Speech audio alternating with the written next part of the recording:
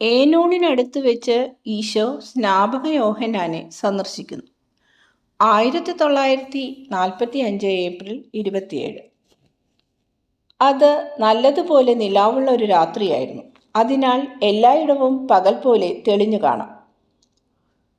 അപ്പോൾ ആ പാടത്തെ വളർന്നു തുടങ്ങുന്ന ധാന്യച്ചെടികൾ കണ്ടാൽ പച്ച പരവതാനി വിരിച്ചതുപോലെ തോന്നും.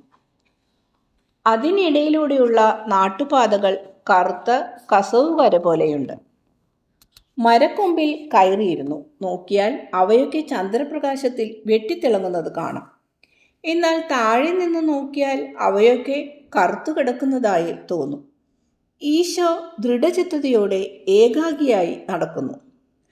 അതിവേഗം നടന്നുകൊണ്ടിരുന്ന അദ്ദേഹം വടക്ക് കിഴക്ക് ദിശയിലേക്ക് ഒഴുകുന്ന ഒരു അരുവിയുടെ അരികിലെത്തി.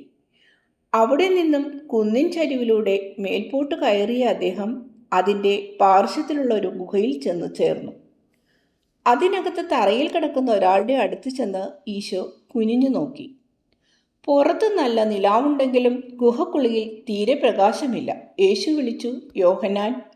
അദ്ദേഹം വിളികേട്ട് ഉറക്കച്ചടവോടെ എഴുന്നേറ്റിരുന്നു. അപ്പോൾ മാത്രമാണ് തന്നെ വിളിച്ച ആൾ ആരാണെന്ന് ആ മനുഷ്യൻ മനസ്സിലായത്. ഉടനെ ഈശോയെ കുമ്പിട്ട് നമസ്കരിച്ചുകൊണ്ട് അയാൾ പറഞ്ഞു, എൻ്റെ കർത്താവേ, എൻ്റെ അടുക്കൽ വന്നതെങ്ങനെ?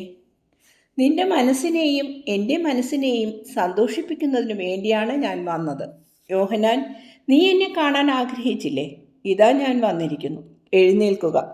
പുറത്തു നല്ല നിലാവുണ്ട്. നമുക്ക് ഗുഹയുടെ വെളിയിലുള്ള പാറയുടെ പുറത്തിരുന്ന് സംസാരിക്കാം. യോഹന്നാൻ അതനുസരിച്ച് എഴുന്നേറ്റ് പുറത്തേക്ക് പോയി. എന്നാൽ ഈശോ ഇരുന്നു കഴിഞ്ഞപ്പോൾ അയാൾ അവിടുത്തെ മുമ്പിൽ കുമ്പിട്ട് അയാൾ ധരിച്ചിരുന്ന ആട്ടിൻതോൽ കൊണ്ട് മെലിഞ്ഞ ആ ശരീരത്തിൻ്റെ വളരെ കുറച്ചു ഭാഗം മാത്രമേ മറഞ്ഞിരുന്നുള്ളൂ. ദൈവപുത്രനെ കൺനിറയെ കാണുന്നതിനു വേണ്ടി സ്നാപകൻ തൻ്റെ മുഖത്തേക്ക് പാറിപ്പറന്നു കിടന്ന നീണ്ട മുടി പിന്നിലേക്ക് ഒതുക്കി.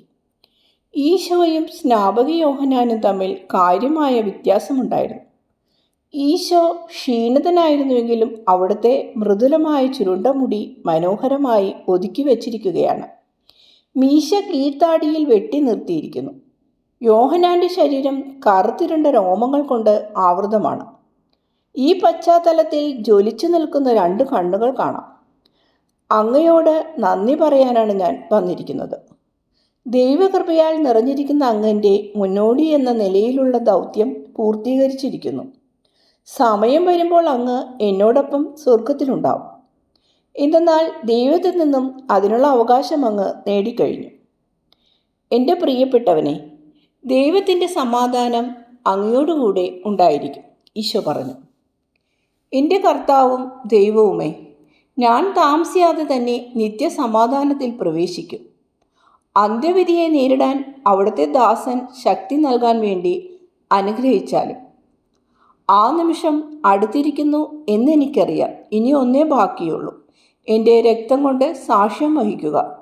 എപ്പോഴാണ് എൻ്റെ സമയം വരികയെന്ന് എന്നേക്കാളധികം അവിടത്തേക്കറിയാം.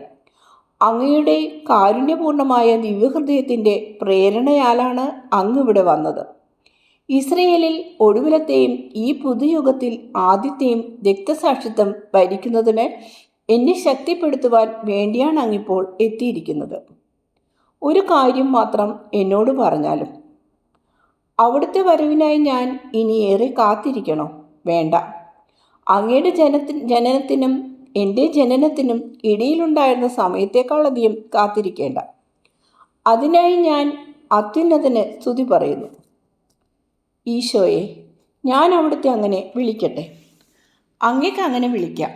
നമ്മുടെ രക്തബന്ധവും അങ്ങയുടെ പരിശുദ്ധിയും മൂലം അങ്ങേക്ക് അതിന് അവകാശമുണ്ട്.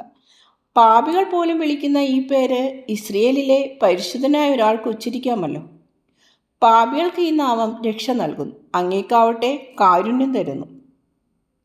അങ്ങയുടെ ഗുരുവും സഹോദരനുമായ ഈശോയിൽ നിന്നും അങ്ങേക്ക് എന്താണ് ആവശ്യമായിട്ടുള്ളത്? ഞാൻ മരണത്തെ സമീപിച്ചിരിക്കുന്നവനാണ്. ഒരു പിതാവ് തൻ്റെ കുട്ടികളുടെ കാര്യത്തിൽ എന്ന പോലെ എൻ്റെ ശിഷ്യന്മാരുടെ കാര്യമോർത്ത് ഞാൻ ഉത്കണ്ഠപ്പെടുകയാണ്. ഒരു ഗുരുവായ അങ്ങേക്ക് ശിഷ്യന്മാരെ നാം എത്ര വാത്സല്യപൂർവ്വം സ്നേഹിക്കുന്നുവെന്ന് അറിയാമല്ലോ. ഞാൻ മരിച്ചു പോയാൽ ഇടയനില്ലാത്ത ആടുകളെ പോലെ അവർ ചിതറിപ്പോകുമല്ലോ എന്ന ഭയം മാത്രമാണ് എനിക്കുള്ളത്. അവിടുന്ന് ദയവായി അവരെ കൂട്ടി യോജിപ്പിക്കണം. എൻ്റെ ശിഷ്യന്മാർ 3 പേരും അങ്ങേക്ക് അവകാശപ്പെട്ടവരാണ്. അവരെ ഞാനിത് അങ്ങയുടെ പക്കൽ തിരിച്ചേൽപ്പിക്കുന്നു. അങ്ങയെ കാത്തിരുന്ന അവർ ഉത്തമ ശിഷ്യന്മാരാണ്. അവർക്ക് വിശേഷിച്ചും മത്തായിക്ക് യഥാർത്ഥമായും വിവേകമുണ്ട്. എനിക്ക് വേറെയും ചില ശിഷ്യന്മാരുണ്ട്. അവരും അങ്ങയെ അനുഗമിക്കും. ഈ 3 പേരെ വ്യക്തിപരമായി അങ്ങയെ ഏൽപ്പിക്കാൻ എന്നെ അനുവദിച്ചാലും. അവർ എനിക്ക് ഏറ്റവും പ്രിയപ്പെട്ടവരാണ്. അവർ എനിക്കും പ്രിയപ്പെട്ടവരാണ്. യോഹന്നാൻ, വിഷമിക്കേണ്ട. അവർ ഒരിക്കലും നശിച്ചു പോവുകയില്ല. ഈ 3 പേർ മാത്രമല്ല, അങ്ങയുടെ മറ്റ് യഥാർത്ഥ ശിഷ്യന്മാരും നശിക്കുകയില്ല. അങ്ങയുടെ പാരമ്പര്യം ഞാൻ ഏറ്റുവാങ്ങുകയും ദൈവത്തിൻ്റെ സമ്പൂർണ്ണ സുഹൃത്തും സേവകനുമായ ഒരാളിൽ നിന്നും ലഭിച്ചതെന്ന നിലയിൽ ഏറ്റവും പ്രിയപ്പെട്ട നിധി പോലെ കാത്തുസൂക്ഷിക്കുകയും ചെയ്തു കൊള്ളാം, ഈശോ പറഞ്ഞു. യോഹന്നാൻ ഉടനെ തറയിൽ കമിഴ്ന്നു വീണ് ഈശോയെ സാഷ്ടാംഗം നമസ്കരിക്കുന്നു.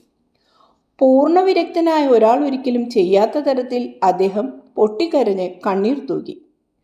ആത്മീയമായ ആനന്ദത്താൽ അദ്ദേഹം ഗൽഗതകണ്ഠനായി തീർന്നത് മൂലമാണ് അപ്രകാരം സംഭവിച്ചത്.